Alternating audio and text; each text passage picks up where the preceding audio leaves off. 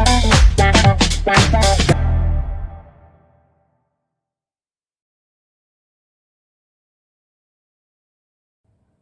Students, life processes part 13।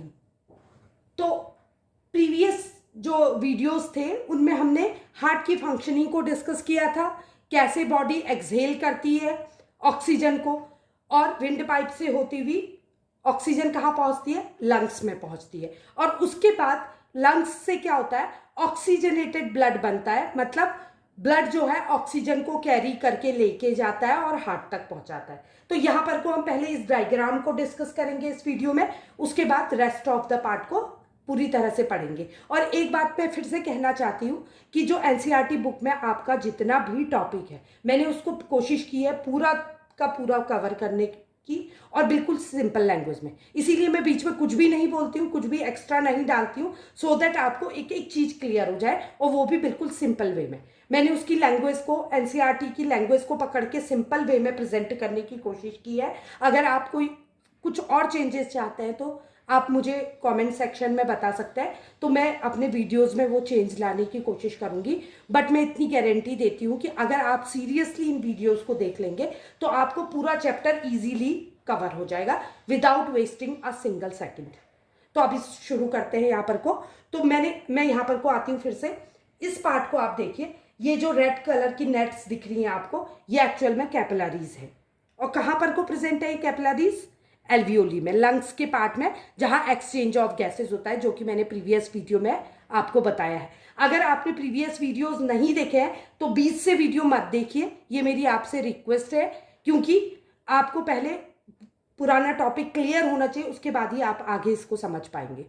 तो ये क्या है, कैपिलरीज है। तो आपको ये पता है कि वेन्स और आर्टरीज क्या करती है, वेन्स ले जाती है डीऑक्सीजनेटेड ब्लड को, और आर्टरीज ऑक्सीजनेटेड ब्लड को मूव कराने का काम करती है। और जब वो अपने एम पे पहुंचती है, डेस्टिनेशन पे पहुंचती है, तो वो बहुत सारी पतली पतली ट्यूब्स में बंट जाती है। जैसे जैसे प्लांट्स में जड़ें फैल जाती है, वैसे ही ट्यूब्स में बढ़ जाती है, और इन ट्यूब्स को हम क्या कहते हैं, कैपिलरीज बोलते हैं। तो जहां भी इसका डेस्टिनेशन होता है वहां आपको कैपिलरीज प्रेजेंट दिखेंगी। तो सबसे पहले हमने कैपिलरी कहां देखी, लंग्स में, एल्वियोली में। क्यों, यहां पर को एक्सचेंज ऑफ गैसेस होता है, ये भी एक डेस्टिनेशन है किसका, ब्लड का, यानी कि ब्लड का लास्ट बस स्टॉप है ये। Is this clear. और दूसरा मैं कैपिलरीज यहां बनाई है मैंने बॉडी पार्ट के टिश्यूज में, मतलब बहुत सारे सेल्स जो प्रेजेंट है उनमें कैपिलरीज फैली हुई है।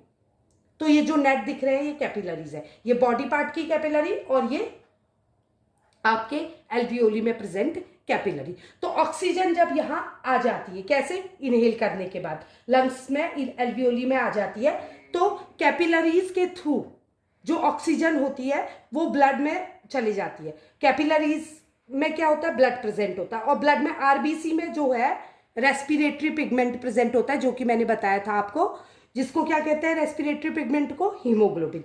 वो ऑक्सीजन को ले लेता है, और ऑक्सीजनेटेड ब्लड, अब ब्लड को क्या कहेंगे, अब ब्लड का नाम चेंज हो जाएगा। पहले हम उसको प्लेन ब्लड बोलते थे, बट अब वो ऑक्सीजनेटेड ब्लड कहलाएगा। ये ऑक्सीजनेटेड ब्लड किसके द्वारा, पल्मनरी वेन के द्वारा मूव होके हार्ट में पहुंच जाएगा। मतलब इस ब्लड को ले जाएगी पल्मनरी वेन, कहाँ, हार्ट में पहुंचा देगी। हार्ट के कौन से चैम्बर में, लेफ्ट वेंट्रिकल में।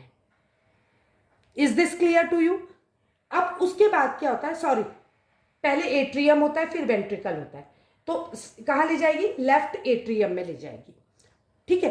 तो अब एक चीज और मैं आपको क्लियर कर देती हूं, यहां आपने पढ़ा था कि जब हार्ट से ऑक्सीजनेटेड ब्लड मूव होता है तो वो आर्टरीज के द्वारा होता है, ए के द्वारा होता है, और बॉडी पार्ट से जब डीऑक्सीजनेटेड ब्लड मूव होता है तो वो किसके द्वारा होता है, वेन्स के द्वारा होता है।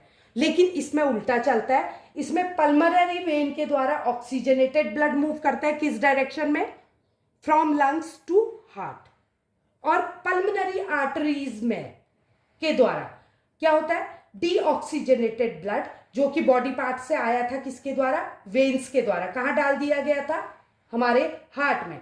हार्ट से ये क्या होता है, पल्मनरी आर्टरी के द्वारा कौन सा ब्लड, डीऑक्सीजनेटेड ब्लड मूव करता है लंग्स की ओर, और कार्बन डाइऑक्साइड को यहां ड्रॉप, मतलब डीऑक्सीजनेटेड ब्लड का मतलब क्या है, ऑक्सीजन प्रेजेंट नहीं है, उसमें कार्बन डाइऑक्साइड डिसॉल्व है, तो यहां इसको उतार दिया जाता है लंग्स में, और फिर नोज के द्वारा शरीर से बाहर एज अ वेस्ट प्रोडक्ट फेंक दिया जाता है। आई होप आपको डायरेक्शन भी समझ आ गई होगी और दोनों की फंक्शनिंग समझ आ गई होगी। मतलब आर्टरी की जो फंक्शनिंग है, पल्मोनरी आर्टरी की उसकी उल्टी फंक्शनिंग है। आर्टरी जो है ऑक्सीजनेटेड ब्लड को हार्ट से बॉडी पार्ट में ले जाता है, जबकि पल्मोनरी आर्टरी डीऑक्सीजनेटेड ब्लड को हार्ट से लंग्स तक ले जाती है। और ऐसे ही वेन की फंक्शनिंग भी उल्टी है, ठीक है। और जब ये ऑक्सीजनेटेड ब्लड क्या होता है, पंप होता है हार्ट के द्वारा, तो सबसे लंबी आर्टरी जिसको आउटा कहते हैं उसके द्वारा ले जाया जाता है, मूव किया जाता है, और आर्टरीज के द्वारा बॉडी की टिश्यूज में भेज दिया जाता है। तो पल्मोनरी वेन क्या करती है, ऑक्सीजनेटेड ब्लड को लंग से हार्ट तक पहुंचाती है। हार्ट से जब ऑक्सीजनेटेड ब्लड पंप होता है कहां भेजने के लिए, टिश्यूज में प्रसाद बांटने के लिए, तो उस समय सबसे लंबी आर्टरी जिसको कहते हैं अयोटा, तो ए से आर्टरी, ए से अयोटा, तो अयोटा के द्वारा बॉडी पार्ट्स या टिश्यूज में भेज दिया जाता है। अयोटा से आती है आर्टरी में और आर्टरी से बॉडी पार्ट में। और यहां डीऑक्सीजनेटेड ब्लड वेन्स के द्वारा टिश्यूज से कहां जाएगा, डायरेक्शन ऐसी होगी, इसका सर्कुलेशन उल्टी डायरेक्शन में, नीचे आएगा ये ऊपर जाएगा, कहां जाएगा, हार्ट में जाएगा। तो वेन के द्वारा कहां जाएगा, वेना कावा में। वेना कावा क्या है, ये भी एक ट्यूब है जो कि क्या करती है, डीऑक्सीजनेटेड ब्लड को फर्दर कैरी करके कहां डालती है, हार्ट में। और हार्ट से पल्मोनरी आर्टरी के द्वारा, हार्ट द्वारा पंप करके ब्लड कहां पहुंचाया जाएगा, लंग्स में, और ऑक्सीजन को ड्रॉप कर दिया जाएगा लंग्स में। आई होप आपको सर्कुलेटरी सिस्टम पूरा समझ आया होगा। अगर कोई भी डाउट है तो आप कमेंट सेक्शन में मुझे लिख सकते हैं। तो कैसा हुआ सर्कुलेशन, देखिए दो वेज से सर्कुलेशन हुआ, एक चैम्बर से कैसा, ऑक्सीजनेटेड, और एक से डीऑक्सीजनेटेड, तो दो वेज से सर्कुलेशन हुआ। तो ऐसे सर्कुलेशन को क्या कहते हैं, double circulation.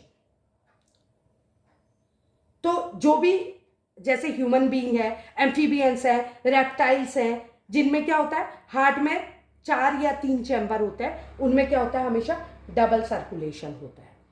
Is this clear to you. अब आ जाते हैं हार्ट के पार्ट को डिस्कस करेंगे। हार्ट के हमको पता है कि 4 पार्ट्स होते हैं, मैंने कल पढ़ाया था आपको, ठीक है। तो इसका नाम सेप्टम है, अयोटा नहीं, सेप्टम बोलते हैं इसको। सेप्टम क्या करता है, सेपरेट करता है किसको, डीऑक्सीजनेटेड और ऑक्सीजनेटेड ब्लड को, ठीक है। तो 4 चैम्बर में बटा हुआ है। और ये चैम्बर्स कैसे एनिमल्स में पाए जाते हैं, useful for animals who have high energy needs, जिनमें एनर्जी की डिमांड बहुत ज़्यादा होती है, उन एनिमल्स में 4 चैम्बर्ड हार्ट प्रेजेंट होता है। जैसे बर्ड्स को बहुत ज़्यादा एनर्जी लगती है, मैमल्स को बहुत ज़्यादा एनर्जी लगती है। और एनर्जी का यूज़ कहाँ होता है, वर्कआउट में तो होता ही है, इसके अतिरिक्त constantly use energy to maintain their body temperature. Body के टेम्परेचर को मेंटेन करने के लिए इनको एनर्जी की जरूरत होती है। और ऐसे हार्ट में जिसमें 4 चैम्बर प्रेजेंट होते हैं, प्योर O2 सप्लाई होता है। मतलब जब ब्लड में जो होता है प्योरली O2 प्रेजेंट होता है। क्यों, क्योंकि इसमें सेप्टम प्रेजेंट होता है जो कि डीऑक्सीजनेटेड ब्लड को मिलने ही नहीं देता है ऑक्सीजनेटेड ब्लड से। इसके कारण क्या होता है, प्योर ऑक्सीजनेटेड ब्लड सप्लाई होता है बॉडी पार्ट्स में या सेल्स या टिश्यूज में। तो सेकेंड टाइप है 3 चैम्बर्ड हार्ट। 3 चैम्बर्ड हार्ट कहाँ प्रेजेंट होता है, एम्फीबियंस में एंड रेप्टाइल्स में। आई होप आपको एम्फीबियंस पता होंगे। एम्फीबियंस मतलब जो लैंड में भी सर्वाइव कर सकते हैं, मतलब ब्रीद इन ब्रीद आउट कर सकते हैं, रेस्पिरेशन कर सकते हैं, और वाटर में भी। और रेप्टाइल्स माने जो रेंगने वाले जीव जंतु होते हैं, इनमें 3 चैम्बर्ड हार्ट होते हैं, क्योंकि इनकी एनर्जी नीड जो होती है इनसे कम होती है 4 चैम्बर्ड हार्ट वालों से। क्यों कम होती है, क्योंकि इनको बॉडी टेम्परेचर के लिए एनर्जी पे डिपेंड नहीं रहना पड़ता है। ये बॉडी टेम्परेचर मेंटेन करने पे इन्वायरमेंट पे डिपेंड होते हैं। इनकी ये क्या है, प्रॉपर्टी है कि अपने बॉडी टेम्परेचर को मेंटेन करने के लिए ये इन्वायरमेंट पे डिपेंडेंट है। और इनके हार्ट में 3 चैम्बर्स होते हैं, तो इनका ब्लड जो होता है वो, उसमें प्योर O2 की सप्लाई नहीं होती है, कुछ मिक्सचर, इसका कार्बन डाइऑक्साइड का कुछ मिक्सचर आ जाता है। बट दोनों टाइप के एनिमल्स क्या करते हैं, डबल सर्कुलेशन करते हैं, 2 वेज से मूव करता है ब्लड इनका। ऑक्सीजनेटेड और डीऑक्सीजनेटेड, इसलिए इस पर डबल सर्कुलेशन होता है। लेकिन फिशेस टोटली डिफरेंट है, इनमें 2 चैम्बर्ड हार्ट होता है, क्योंकि इनमें इनकी फंक्शनिंग कैसे होती है, इनका जो हार्ट होता है ना वो डायरेक्टली क्या करता है, ब्लड को क्या करता है, पंप करके कहाँ डाल देता है, गिल्स में भेज देता है, ब्लड को गिल्स में पहुंचा देता है। और गिल्स में जो होता है वाटर, जब ये इनटेक करते हैं पानी, क्योंकि ये वाटर डिजॉल्विंग ऑक्सीजन लेते हैं, वाटर में डिजॉल्व ऑक्सीजन लेते हैं, तो वाटर ये मुंह से अंदर लेते हैं और गिल्स तक पुश करते हैं, और गिल्स में प्रेजेंट ब्लड क्या करता है, इनसे ऑक्सीजन को ले लेता है वाटर से, वाटर में जो ऑक्सीजन डिजॉल्व होती है वो ब्लड में मिल जाती है, तो ब्लड इज ऑक्सीजनेटेड, तो ब्लड क्या हो जाता है, ऑक्सीजनेट हो जाता है और बॉडी के डिफरेंट पार्ट में पहुंच जाता है। तो इसमें क्या होता है, 2 ही चैम्बर होते हैं, सेपरेट नहीं होता है, और एक ही वे में रोटेट करता है ब्लड, इसलिए इसमें कैसा सर्कुलेशन होता है, सिंगल सर्कुलेशन होता है। आई होप आपको वीडियो पसंद आया होगा, और अगर वीडियो पसंद आया तो लाइक, सब्सक्राइब और शेयर करें। Thank you.